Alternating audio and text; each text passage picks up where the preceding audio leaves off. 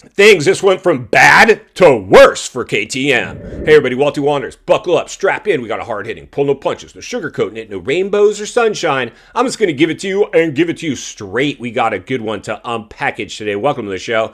I hope everybody's doing great. Let's jump back on the moto merry-go-round and examine the good, the bad, and maybe a little bit of the ugly. No, Walty, not the ugly. Only examine rainbows and sunshine in the playoffs. No. Somebody's got to read between the lines and look between the industry ruts. We've got some ruts to look through today. Welcome to the show. I hope everybody's doing great. So KTM, welcome to the swimming pool. Juju, their only 250 rider. Juju, bummed for you, brother. No fun. You're out for, I don't even know, dude. I don't even know if Juju comes back, if it'll be on the KTM. One thing we know for sure is KTM's bleeding riders.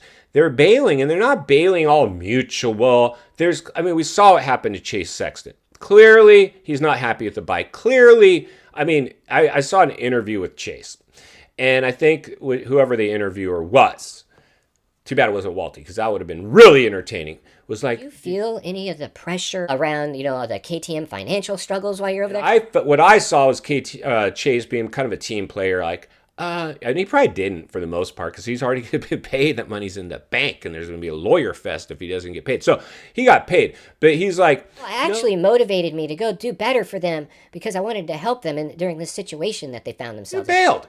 The dude bailed. We saw his front brake lock over a front off a jump, which could happen on any bike. It was just unfortunate if it was not a malfunction. It was just a very untimely time for that KTM to do that. We saw Tom Vial sit out a race because he said he wasn't comfortable on the bike, and we've seen Juju ragdoll himself all over the place. Now, is this a coincidence? Would this have happened if KTM was not having financial troubles? Maybe, but it's very untimely. There's a little bit of a dark cloud. Now, for me, I would say this because as somebody who studies also the economy and has been in business for a long time, what I saw is the KTM brand or group or whatever they are with Husqvarna, Gas, and KTM. They got greedy. They got greedy during stimulus whenever there's all this extra money, and they fielded 3 different teams, which were really just all the same technology packaged up to look a little different. And they were trying to really corner the market, kind of like the industry's trying to keep riders from going over and do another series in the world. That was kind of KTM. And then they had projected earnings. But here's the thing. If you're in business and if you based your projected earnings during stimulus, that was stupid. You need to do it pre-stimulus because as soon as stimulus ended, everything's gone back to pre-stimulus. In fact, it's worse now because we have runaway inflation and a risen interest rate environment. People are no longer financing and buying bikes. And that's what happened to KTM. They had a bunch of inventory, and we already see gas gone. Husky, who knows? It doesn't matter. Gas is gone. They're not in the professional scene anymore. If those bikes continue to be made and manufactured, it may be because it's probably not that hard. But if you're a dealership, you ain't ordering more gases for the showroom floor to try to sell MX bikes. I can tell you that because if you don't have a team out there showcasing it, the demand's going to go way down. So KTM, this is a big one because now they're going to either have... This is really challenging.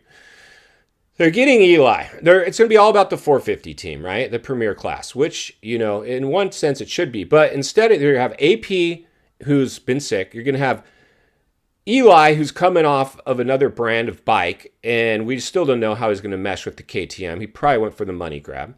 And then you got Jorge Prado coming over, who's clearly been nothing but a nightmare here in the U.S. so far. Those are your guys. And you have nobody on the 250s. You needed to drop. Now, I still think George's contract, and I don't know. I think maybe I've heard some of the details. But, it's all incentive-based. There's no really base salary, I guess, going on there. And others are paying his bill. And they basically bought him out of his Cowie contract. But for me, this is tricky. Because the chances of all 3 of your riders making it through a full season these days is little to none, and especially with the riders that you have. AP, who's already shown he's jacked, Eli, who's getting older and we still don't need to adjust, and then Jorge, who if he has one bad race is probably going to call it quits or start sandbagging out there. Who knows what he's going to do? Head back to Europe probably.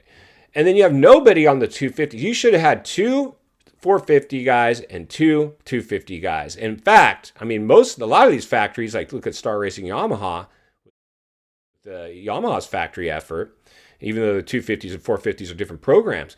I mean, they've got multiple dudes on each coast. You guys are going to have one rider on one coast and no rider on the other coast. And even if you could have, like you did last year, you have one rider on each coast.